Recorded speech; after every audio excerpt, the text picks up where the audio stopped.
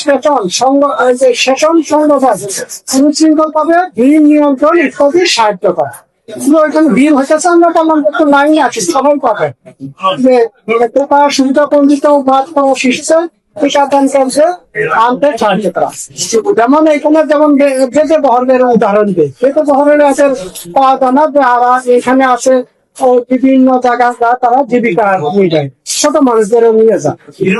আমরা বললাম যে টিকাদান কেন্দ্রে টিকাটা দেন, খুবই গুরুত্বপূর্ণ, এটা থেকে যে অসুখ হচ্ছে এটা হবে না। আমরা উদ্বুদ্ধ করলাম, তাকে আসতে সাহায্য করলাম।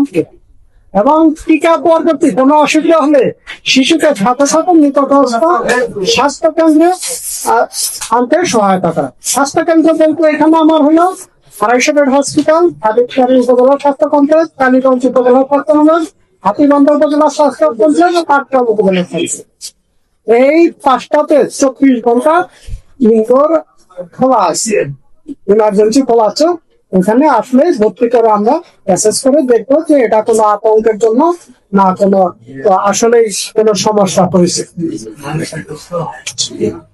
ভালো কাজ করতে গেলে একটু সমস্যা হয়েছে, একটা রিমার্স হয় যে এটাই যে গুজব পাওয়া অপপ্রচারের ব্যবস্থাপনা, যে গুজব বা ব্যবস্থাপনা যাতে এটা কেউ মানে না করে, আমরা এটা টিকা সম্পর্কিত গুজব, ভুল তথ্য এবং অপপ্রচার টিকা প্রদান কার্যক্রমকে মারাত্মক ভাবে ব্যাহত করা জরুরি। এক্ষেত্রে আমাদের সকলের ভূমিকা অপরিহার্য।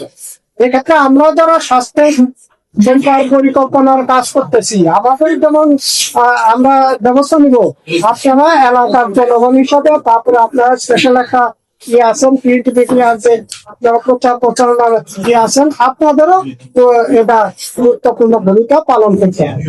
দৈনিক আজকের বাংলা .net